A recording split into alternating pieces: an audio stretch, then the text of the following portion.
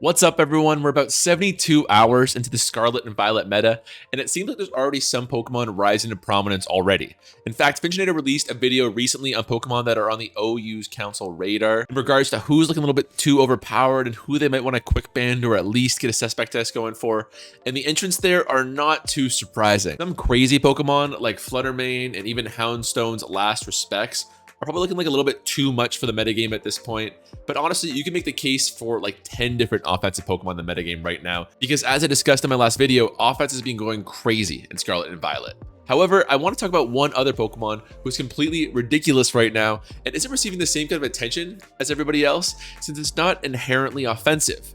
And that Pokemon is going to be Cyclizar. Now, Nathan, I hear you say, Cyclizar? Look at the stats on that thing. How could it possibly compare to all these crazy Paradox Pokemon who seem to have at least 135 base everything? And well, honestly, it really just boils down to the one move, Shed Tail. I've already said it as much before, but I think it's already one of the best moves in probably the history of Pokemon. Let me put it like this. Substitute is one of the best moves in the game. It gives breathing room for your sweepers. It blocks most status moves. It's awesome. On the other hand, there's pivoting moves, which are always one of the best moves in competitive singles, at least.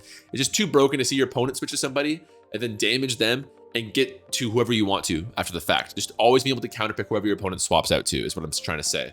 Kind of like when you have a switch battle mode on in the games and your AI opponent sends out somebody, and you automatically get to change it between every stock or character. I'm in Smash Bros mode, I guess. In particular, though, in the past, Baton Pass also was a move that be considered broken because you can pass your stat changes in substitutes to other and stronger Pokemon.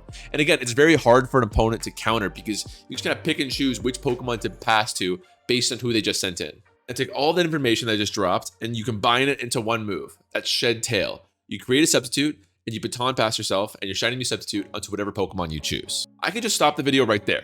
Honestly, that's unbelievable. Two very good moves done in one turn is absolutely cracked. I always think about the idea of like kind of move compression in a sense. Like there's been this one theorized move, I think it showed up in Arceus, where it's an attacking move that also lays stealth rocks. That's ridiculous because you're attacking, you're pressuring the opponent, you can get a kill on somebody, you can do whatever the many things that makes attacking moves great in Pokemon, and you're laying down stealth rocks, which is, you know, if I'm talking about the potentially best move in Pokemon, Stealth Rock is still number one. So yeah, those are ridiculous. Or even look at Scald. Scald is always amazing because it's a status move, gives burns. It's a really strong attacking move all in one. Even then, it's only a 30% chance to act as two different moves.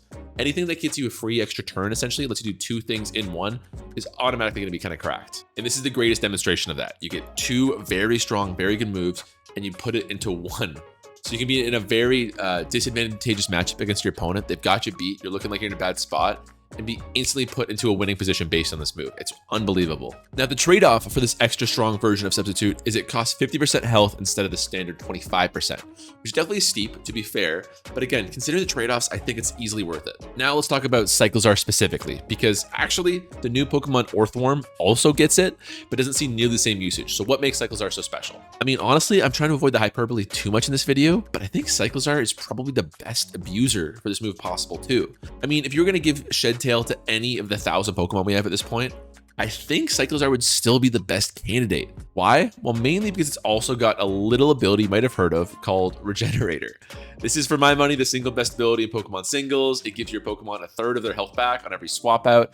And this, of course, gets spammed on defensive pivots a ton so they can come in and out of the game without losing much net health. Again, you know, we're talking about free turns here, right? Instead of coming in and recovering off health and then swapping back out, you just save a turn there, you come in and you swap out. It's just saving a turn, it's compressing the amount of turns you need to use and maintaining momentum. But this ability is also very interesting on offensive Pokemon because they can come in, they can force a swap from their opponent, they kind of put on some pressure with their offensive prowess, and then they pivot out and gain their health back. The main ones that come to mind for this would be more of an offensive Tornadus, and of course Mine Shao. Obviously a little bit more theoretical because there's not many offensive Regenerator Pokemon. You know, it's more so, I play a lot of AAA and you see it a lot in that tier where an offensive Pokemon comes in and they put on pressure and they can swap out. But Cyclizar isn't really like those two sides of the coin on defensive and offensive Regenerator Pokemon. It's not like those two archetypes. It's more of a utility Regenerator pivot, the likes of which I don't know if we've seen before. But anyways, the way it works now is it comes in, it creates a Shed Tail, and it immediately swaps out to an offensive Pokemon. It's fortunate to have a massive 121 base speed, same as Tornadus, so it can usually do this before its opponents can retaliate. That means it can come in and bait a fairy attack because it's a dragon type, and then swap to a Steel Sweeper instead, who eats it up completely. This is a really underrated aspect of Cyclozar's game right now. Most of the time when you're using a pivot Pokemon and you're swapping into an offensive Pokemon, you want your pivoting move to act last, so that whoever is coming in afterwards to come in safely and untouched. This is why Teleport was so broken last generation, because it had negative priority and guaranteed the Pokemon coming in was untouched. But with this substitute, you get the benefit of a fast U-turn, so the pivoter isn't hit, and a slow U-turn, so the pivotee isn't hit at the same time. You get both benefits. So you can act immediately and pivot out before Cyclozar is hit, and the Pokemon coming in isn't hit either. And again, if that matchup is juicy enough, the substitute should stay up too. This sweeper who comes in now has a free turn to set up. In fact, if the matchup is truly bad for the opponent and they don't have a good chance of breaking the substitute at all, the Pokemon can sometimes get 2 free turns as the opponent swaps out, goes to a new attacker, and then attacks. So just think about that. You have a safe, untouched pivot, and then potentially 2 free turns to do whatever.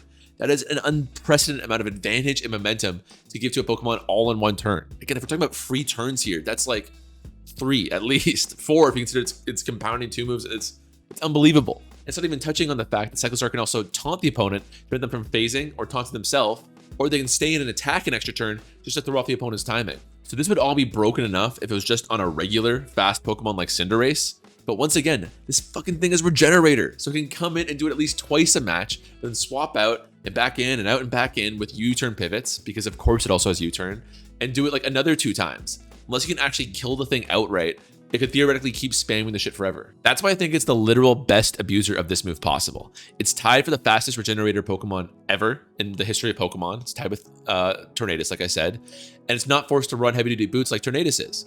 So it's got to be like, if there's a potential Pokemon to get Shed Tail and abuse it as well as possible, it's got to be one of those 2. So throw all that together and you get a low-key contender for one of the most broken Pokemon in Scarlet and Violet right now.